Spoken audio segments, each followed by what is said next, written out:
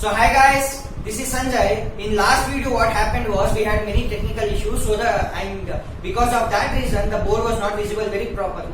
At this time I have sorted out all the problems and the board is also visible very clearly. So the importance of this video is I am going to tell you how to prepare in one day and how to pass in your board exam very easily. So ಅಂದ್ರೆ ಏನಾಗಿದೆ ಮಕ್ಕಳ, so ನೀವು pass ಆಗ್ಬೇಕು ಅಂತ ತುಂಬಾ ಕಷ್ಟಪಟ್ಟು ಓದ್ತಿರ್ತೀರಾ, but ಏನಾಗ್ತಿದೆ ಆ ಕಷ್ಟ ಎಲ್ಲ ವ್ಯರ್ಥ ಆಗ್ತಿದೆ. ಸೊ ನಿಮ್ ಪ್ರಿಪರೇಟರ್ ಆಗಿರ್ಬೋದು, ನಿಮ್ಮ ಇನ್ನ ಮಿಡ್ ಟರ್ಮ್ ಆಗಿರ್ಬೋದು, ನೀವು ಫೇಲ್ ಆಗಿದ್ರೆ ದಯವಿಟ್ಟು ಹೇಳ್ತೀನಿ ಯಾವುದೇ ಕಾರಣಕ್ಕೂ ಹೆದರ್ಕೊಂಬೇಡಿ. ಸೊ 50 ಮಾರ್ಕ್ಸ್ ಹೇಗೆ ತೆಗಿಯೋದು ಅನ್ನೋದನ್ನ ನಾನು ನಿಮ್ಗೆ ಹೇಳ್ಕೊಡ್ತೀನಿ. ಸೊ ಪಾಸ್ ಆಗ್ತಿರೋರು ಯಾವತ್ತೂ ಬರೀ ಪಾಸ್ ಆಗೋದಕ್ಕೆ ಮಾತ್ರ ಯೋಚನೆ ಮಾಡಬೇಡಿ, ಫಸ್ಟ್ ಕ್ಲಾಸ್ ಬರೋದಕ್ಕೋಸ್ಕರ ಯೋಚನೆ ಮಾಡಿ. ಸೊ ಈ ವಿಡಿಯೋದಲ್ಲಿ ನಿಮ್ಗೆ ಕೆಲವೊಂದಷ್ಟು ಕೆಲವೊಂದು ಚಾಪ್ಟರ್ಸ್ ಇಂದ ಬರೋ ಕ್ವಶನ್ಸ್ ಗಳನ್ನ ಹೇಳ್ತೀನಿ ನಾನು.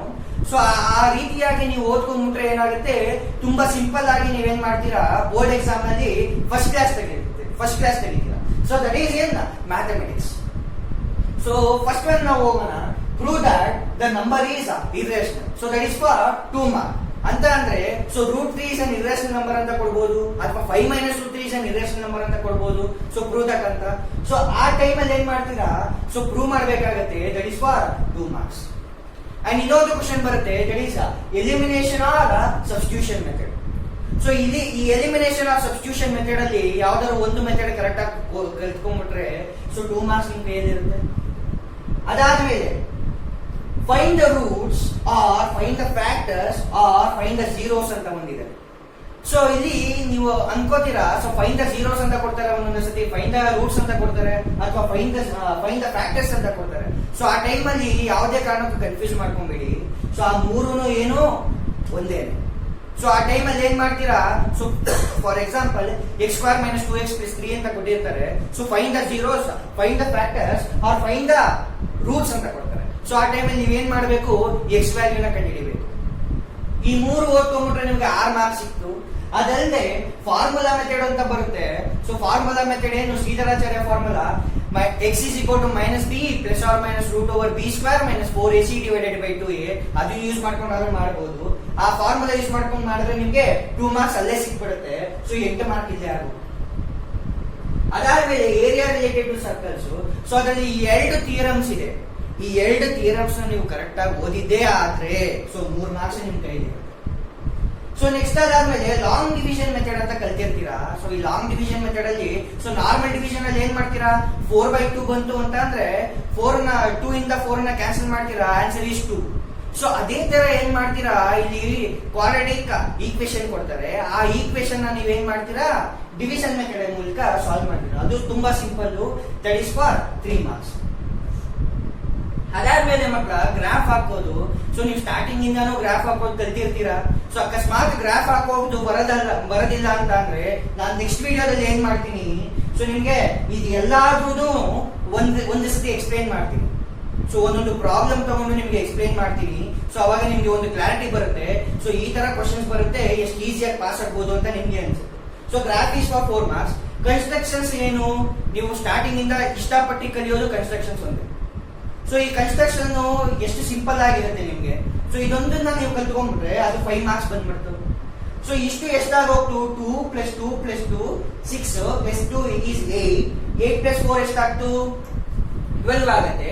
12 + 4 16 ಮತ್ತೆ +5 is 21. ಇಷ್ಟು ಮಾಡಿದ್ರೆ ನಿಮ್ಗೆ 25 ಮಾರ್ಕ್ಸ್ ಬಂದ್ಬಿಡುತ್ತೆ. Okay. So next statistics. So statistics ಅಲ್ಲಿ ಏನು, ಮೀನ್ ಕಂಡುಹಿಡಿಯಬೇಕು, ಇಲ್ಲ ಮೋಡ್ ಕಂಡುಹಿಡಿಯಬೇಕು, ಇಲ್ಲ ಮೀಡಿಯನ್ ಕಂಡುಹಿಡಿಯಬೇಕು. ಸೊ ಮೀನ್ ಕಂಡುಹಿಡಿಯೋದು ಎಷ್ಟು ಈಸಿ ಇದೆ. ಸೊ ನೀವು 2 ಮೆಥಡ್ ಅಲ್ಲಿ ಫಾಲೋ ಮಾಡಿ. ಒಂದು ಡೈರೆಕ್ಟ್ ಮೆಥಡ್ ಇಲ್ಲ ಅಂದ್ರೆ assumed mean method. So 2 simple methods.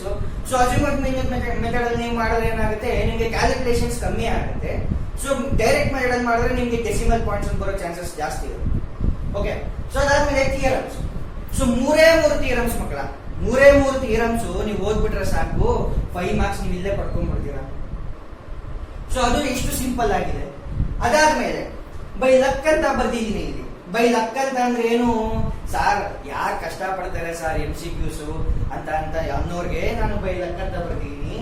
So MCQs ಕಷ್ಟ ಪಡೋದ್ ಬೇಡ. Inky pinky ponky father has a donkey ಅಂತ ನೀವು ಹಾಕೊಂಡ್ಬಿಟ್ರು ನಿಮ್ಗೆ 8 MCQs ಇರುತ್ತೆ. That is for 8 marks. ನಿಮ್ಗೆ ಇಂಕಿ ಪಿಂಕಿ ಪಾಂಕಿ ಅಂತ ಮಾಡಿದ್ರೆ ನಿಮ್ಗೆ ಒಂದು 4 ಮಾರ್ಕ್ಸ್ ಬರೋದಿಲ್ವಾ?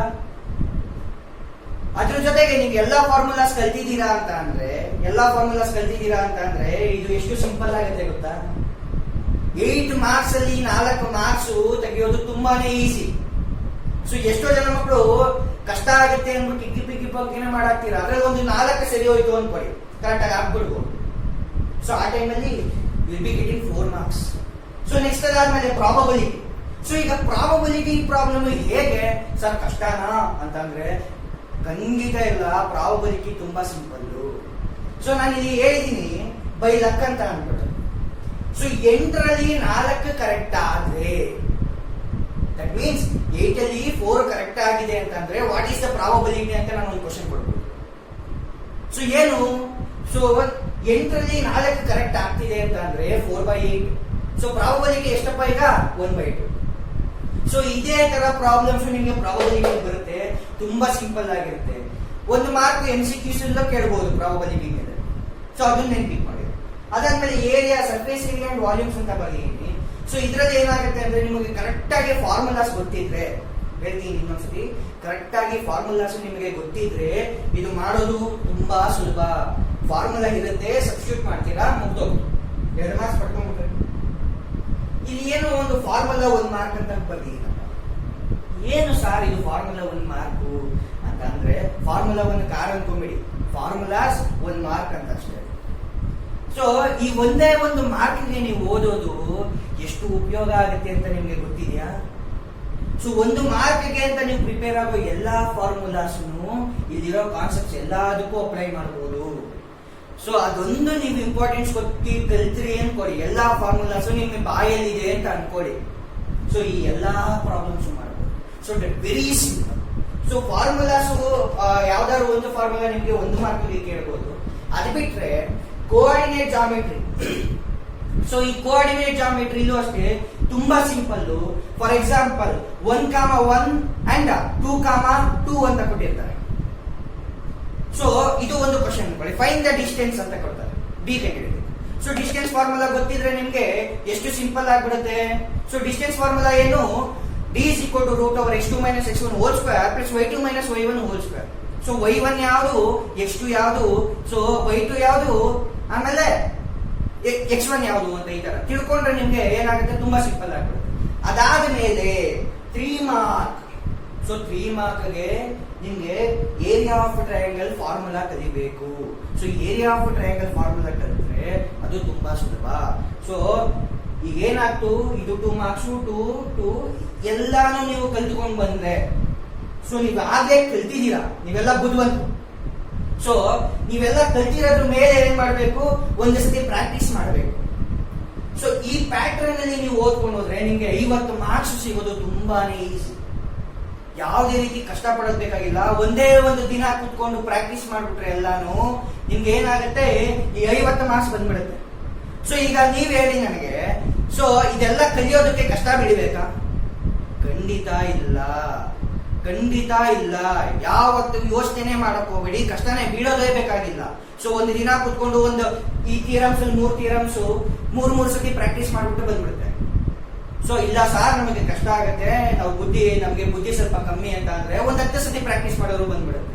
ಸೊ ಇವೆಲ್ಲ ಏನು ತುಂಬಾ ಸಿಂಪಲ್ ಲಾಜಿಕ್ ಇಂದ ಮಾಡಬೇಕಾಗಿರೋದು. ಸೊ ನಾನು ನೆಕ್ಸ್ಟ್ ವಿಡಿಯೋದಲ್ಲಿ ಇದರಿಂದ ಒಂದೊಂದು ಕ್ವಶನ್ ಎಲ್ಲ ಟಾಪಿಕ್ಸ್ ಇಂದಾನು ನಾನು ಒಂದೊಂದು ಕ್ವಶನ್ ನಿಮ್ಗೆ ಸಾಲ್ವ್ ಮಾಡ್ಕೊಡ್ತೀನಿ. ತುಂಬಾ ಸಿಂಪಲ್ ಆಗಿ ಹೇಳ್ತೀನಿ. ಸೊ ಇದೇ ರೀತಿಯಾಗಿ ನೀವು ಪ್ರಿಪೇರ್ ಆಗ್ಬಿಟ್ರೆ ಏನಾಗ್ಬಿಡುತ್ತೆ, 50 ಮಾರ್ಕ್ಸ್ ಬಂದ್ಬಿಡುತ್ತೆ. So think of it student. So ನೀವು ಏನ್ ಮಾಡ್ಬೇಕು, ಕುತ್ಕೊಂಡು ಪ್ರಾಕ್ಟೀಸ್ ಮಾಡ್ಬೇಕು. ಎಕ್ಸಾಮ್ ಹಿಂದಿನ ದಿನಾನೇ ಏನ್ ಮಾಡ್ತೀರಾ, ಓದ್ಬೇಕು ಅನ್ಕೊಂಡಿರೋರು ಎಕ್ಸಾಮ್ ಹಿಂದಿನ ದಿನಾನೇ ಓದಿ.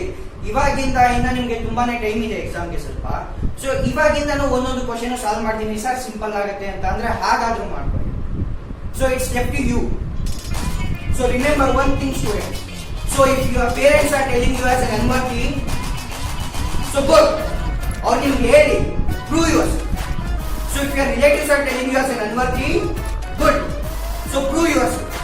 So if you have a girlfriend or a boyfriend, if they are telling you as an unworthy, good. Prove them. ಹೂಯ. ಸೊ ನಿಮ್ಗೆ ಗೊತ್ತಾಗ್ಬೇಕು ನೀವೇನು ಅಂತ ಅಂದ್ಬಿಟ್ಟು ಇದೊಂದೇ ಎಕ್ಸಾಮ್ ಅಲ್ಲ, ಎಲ್ಲ ಎಕ್ಸಾಮ್ ಅಲ್ಲೂ ಪಾಸ್ ಆಗ್ಬೇಕು ಅನ್ನೋದು ನಿಮ್ಗೆ ಇದ್ರೆ ಸೊ ನೀವ್ ಹೇಳ್ತೀನಿ ದಿನಾದ್ರೂ ಒಂದೊಂದು ಸಮ್ ಅಂತ ವರ್ಕ್ ಮಾಡ್ಕೊಂಡು ಕೂತ್ಕೊಂಡು ಪಾಸ್ ಆಗಿ ಡೆಫಿನೆಟ್ ಆಗಿ ಹೇಳ್ತೀನಿ ಒಂದು ದಿನ ನಿಲ್ಸ್ಕೊಂಡು. ಸೊ ನಿಮ್ಗೆ ಈ ವಿಡಿಯೋ ಇಷ್ಟ ಆಗಿದ್ರೆ ಲೈಕ್ ಮಾಡಿ ಹಾಗೆ ಶೇರ್ ಮಾಡಿ. Thank you.